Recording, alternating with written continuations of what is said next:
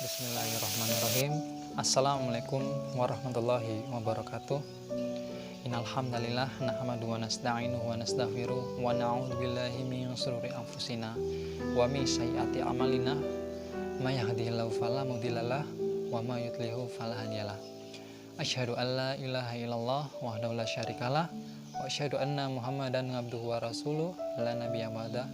Qala Allahu ta'ala fi kitabil karim, a'udzu billahi minasyaitonir rajim. Bismillahirrahmanirrahim.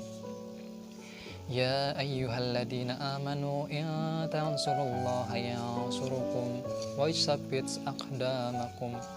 Shadaqallahul adzim. Yang pertama, marilah kita selalu bersyukur kepada Allah dengan mengucapkan alhamdulillah.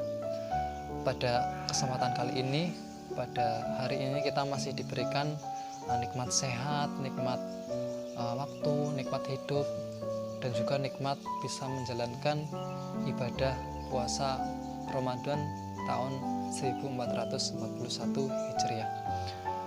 Semoga dengan banyaknya nikmat itu kita selalu pandai untuk bersyukur.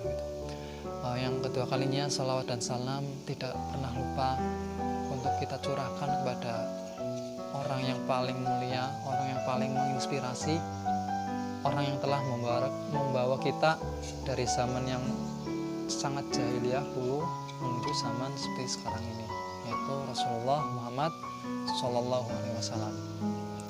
Baik, pada kesempatan kali ini saya ingin sharing ilmu mengenai makna hidup. Mungkin banyak yang bertanya-tanya gitu, apa sih makna hidup kita gitu? Kenapa kita hidup? Untuk apa kita hidup? Apakah hidup itu cuma lahir, terus sekolah, kuliah, kerja, nikah, ngurus anak, jadi kakek, nenek, terus tua, mati gitu? Apakah hidup setelah itu selesai? Tidak, teman-teman. Di dalam surat Az-Zariyat ayat 56, mungkin teman-teman sudah tidak asing ya mengenai surat tersebut, yaitu mengenai esensi hidup manusia. Bunyinya yaitu A'udzu billahi minasyaitonir rajim. Bismillahirrahmanirrahim. Wa ma khalaqtul jinna wal insa illa liya'budun. Ya. Wa ma khalaqtul jinna wal insa illa liya'budun. Allah tidak menciptakan jin dan manusia melainkan hanya untuk beribadah. Jadi Allah tidak menciptakan jin dan manusia kecuali untuk beribadah kepadanya. Nah, ibadah di sini sendiri mungkin kita kebanyakan hanya tahu ibadah sholat dan sebagainya saja. Namun ibadah itu dibagi dua ya. Yang pertama yaitu ibadah ritual, dan yang kedua itu ibadah sosial. Ibadah ritual itu apa sih? Nah, ibadah ritual itu seperti sholat, haji, puasa, dan ibadah-ibadah yang umumnya kita sudah tahu, dan juga umumnya kita sudah pernah melaksanakan gitu.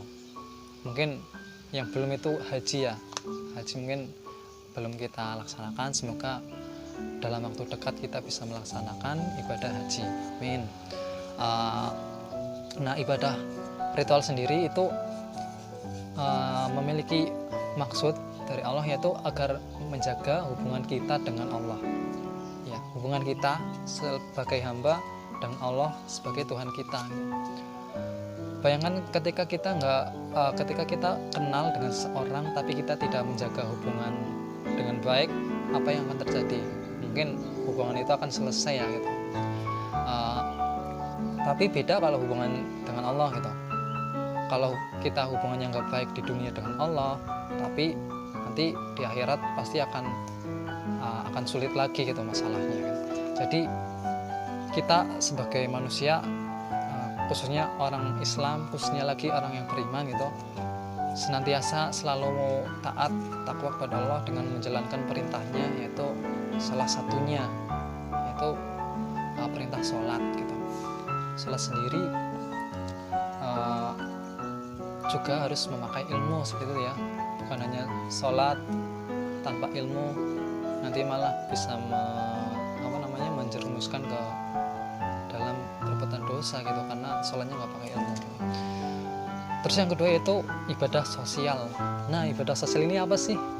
Ibadah sosial yaitu hubungan kita dengan orang lain, hubungan kita dengan sesama manusia. Kalau tadi kan ibadah ritual itu menjaga hubungan kita dengan Allah. Yang kedua ibadah sosial yaitu menjaga hubungan kita dengan manusia. Nah, kenapa sih kita perlu ibadah sosial gitu? Di dalam Al-Quran mungkin sudah sangat banyak dijumpai ya, manusia itu harus saling tolong menolong gitu. Manusia itu harus pandai bersedekah, harus suka bersyukur, harus membuat nyaman tetangga gitu. Itu mungkin teman-teman sudah tidak asing ya mengenai ibadah sosial, yaitu aplikasinya. Tapi mungkin teman-teman ada yang baru tahu gitu, apa sih itu ibadah sosial. Jadi ibadah sosial itu tadi yaitu menjaga hubungan baik dengan manusia, dengan sesama manusia. Di sini yaitu dikategorikannya umum gitu. Jadi kita tidak memandang ini dari daerah mana, ini asalnya dari mana, ini agamanya apa gitu. Tapi kita wajib bisa bermuamalah, bisa tolong menolong dengan sesama manusia. Contoh ibadah sosial yang insya Allah bisa sangat mudah kita lakukan yaitu tolong menolong. Tadi yang seperti saya sebutkan. Kenapa tolong menolong? Tolong menolong bisa menjaga atau bisa menjalin silaturahmi kepada siapapun. Kenapa kita harus tolong menolong?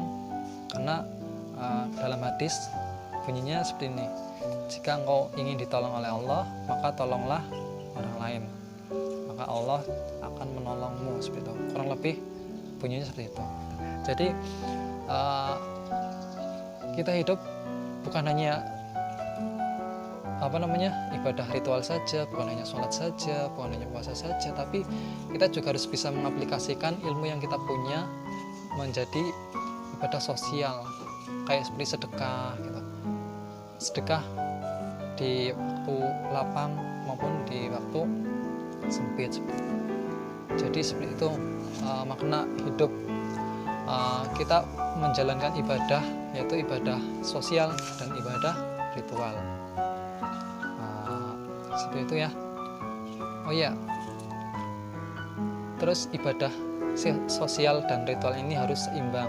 Jangan hanya ibadah ritualnya saja, begitu juga jangan hanya ibadah sosialnya saja, tapi harus seimbang, menjaga hubungan baik kita dengan Allah dan juga menjaga hubungan baik kita dengan manusia. Karena kita tidak bisa hidup tanpa Allah dan juga kita tidak bisa hidup tanpa manusia lain. Pasti kita butuh pertolongan mereka.